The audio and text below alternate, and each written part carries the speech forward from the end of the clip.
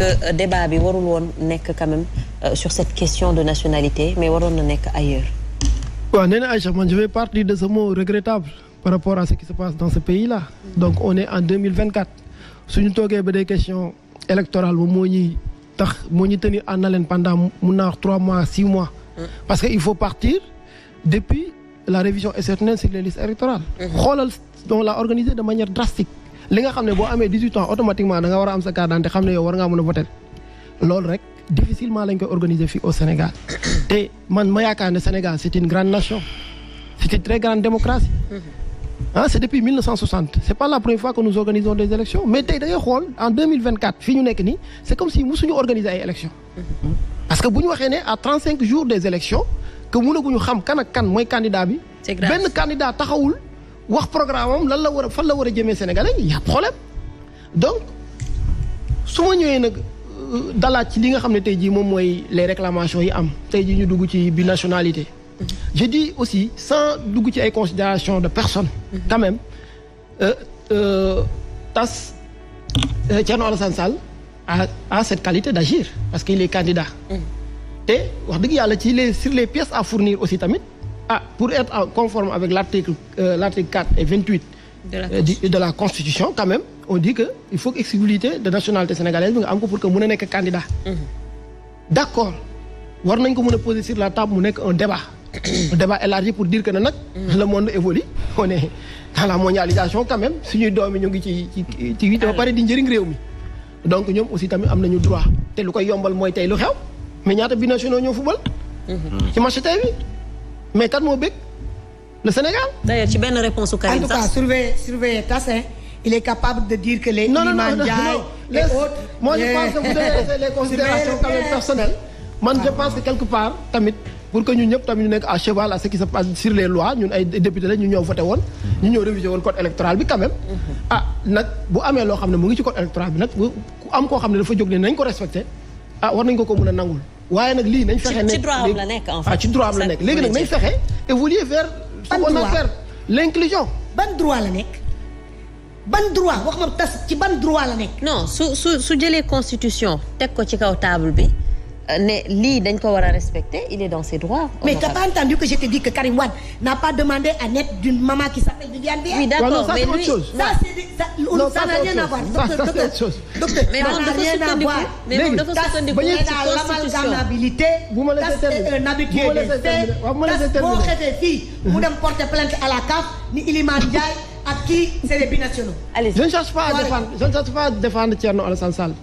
mais dama bëgg nag wax dëgg yàlla nag ñu xam ne buñ ko def débat personnel que ne moom aussi tamit débat il a qualité d'agir wax naa la ko parce que il est candidat am na droit bu gisee loo xam ne lu lënc la ci constitution bi mu poser la question mais ça ne veut pas dire que on veut exclure tey qui que ce soit man je suis pas pour je veux que vraiment qu'on évolue léegi nag ñu tëggee woon constitution bi nañ fexe nag bés bu ñu toogaatee ñu daje ñu defar lii xam ne nag am na suñu yeneen doom yoo xam ne xëy na nekkatuñ fi wala dafa am noo xam ne dañ koo juddoo wuñ fii ci réew mi dañoo juddoo feneen ba am double nationalité nañ fexe ba ñu xam ne ñoom bés bu ñu soxloo réew mi ak li ñuy daj ci réew mi yëpp di fi dugal xaalis bu dul jeex parce que les 4% là de la diaspora fii ñu ngi participer ci li développé réew économiquement ñun waa Pastef xam nañ ci dara n'est-ce pas parce que xam ngeen ne ñu ngi toll ci période levée de fonds waaye gis ngeen tey jii ñi nga xam ne ñoo féetee diaspora bëgg réew mi avancé nuñ ci taxawee donc ñooñu suba kenn ci ñoom mun naa taxaw ne dafa bëgg réew mi mais bu amee double nationalité dañoo war a travailler à ce que vraiment qu'on évolue jéem a changer constitution ba nga xam ne nag y aura plus d'exclusion loolu la ñuy wax mais quand même par rapport à cette situation de réclamation de Thierno Alassane Sall nangul leen ko nag que ne war naa mun a aji léegi nag il appartient au président Karim vraiment de justifier que ne moom nekk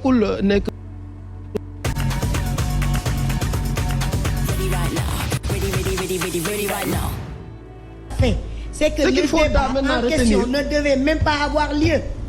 C'est ça le problème, honorable député. Le débat ne devait pas avoir lieu. Il n'y a pas sa place.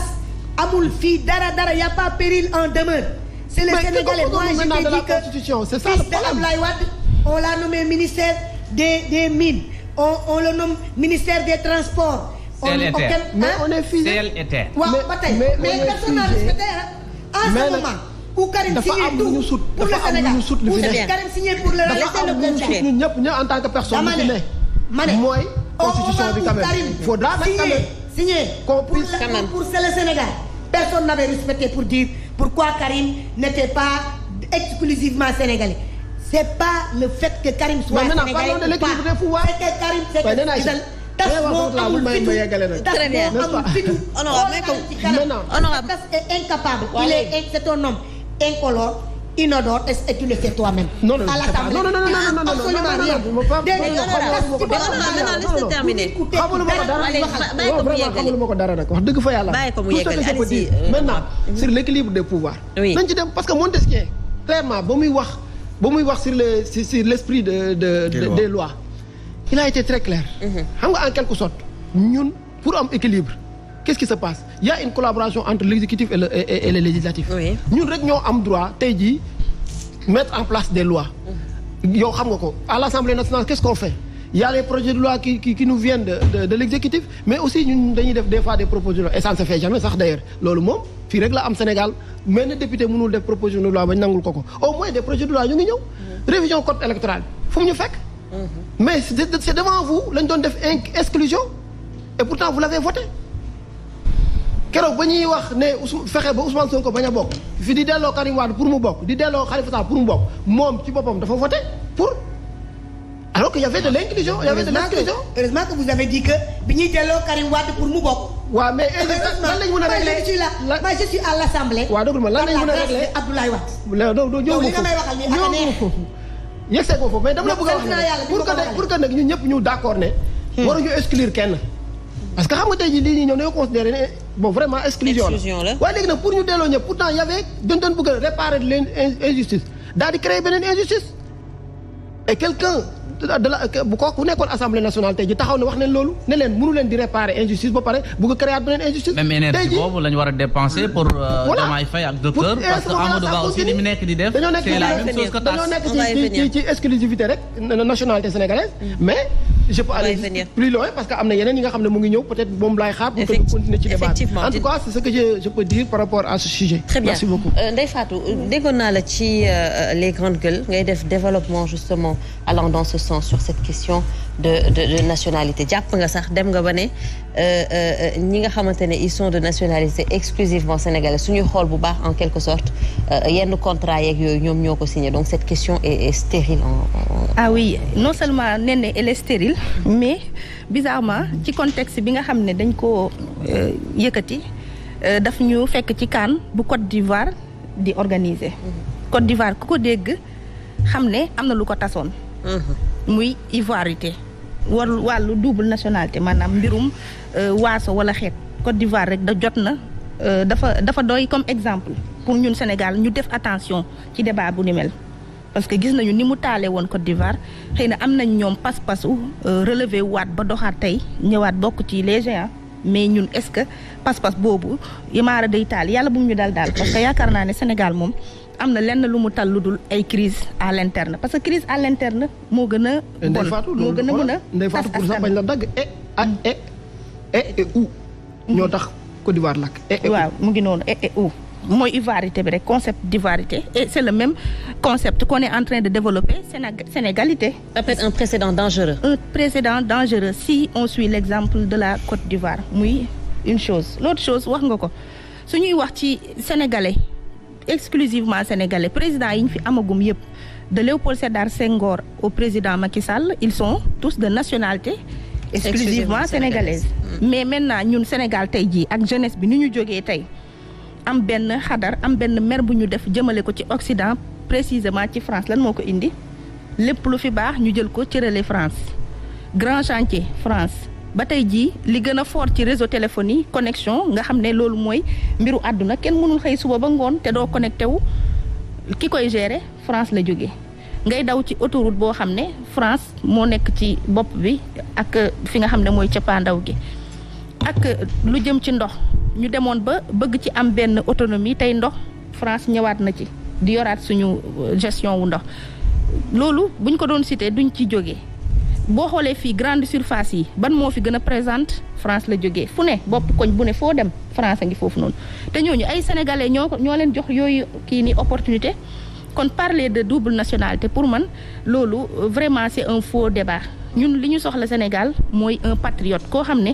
day ñëw jël li fi gën yépp teg ko ci loxo sénégalais yi parce que li ñu delloo ginnaaw bokk na ci lépp lu fi baax rek ñu foog ne tubaab bi ñoo ñu ko mën a gérer kon pour man ce débat là il n'est pas opportun pour ñu animer ko ci moment bi nga xam ne dañuy dëgmal une présidentielle.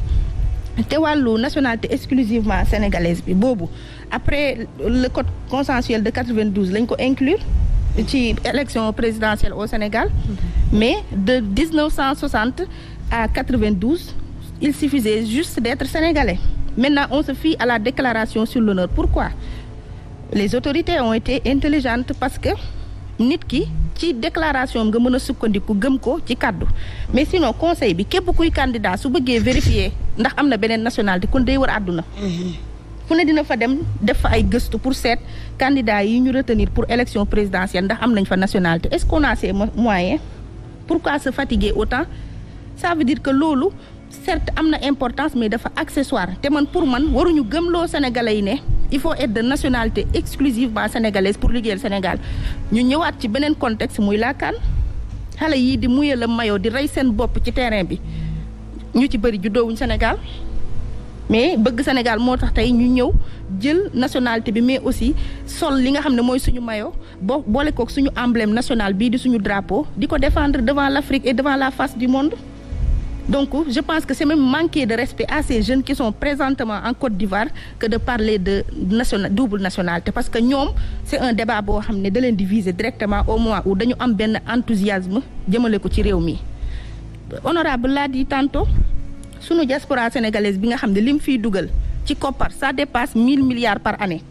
Mais diaspora boobu ay couple yoo xamante ne la nationalité yi mën na bañ a doon benn léegi liñ bëgg a wax mooy ñooñu di liggéey ci réew mi. di ko fi yónnee di tabax ay kër di jënd ordonnance di ngénte di dëj di def lu baax ci côté social ñooñu lépp lu ñu jur bu fekkee seen yaay du sénégalaise ñoom mënuñu fee am ndomboy tànk wala mënuñoo jiite réew mi su fekkee am nañu xam-xam bi am pas-pas bi am yéene bi donc c'est un faux débat de parler de double nationalité. Léegi nag li ci xaw a yéeme mooy ça vient d'un opposant. On parle des élections inclusives. On voudrait une solidarité, une union des forces dans l'opposition, n'est-ce pas? C'est ce que vous prônez. Évidemment. Alors, entre opposants, comment on peut introduire des recours pour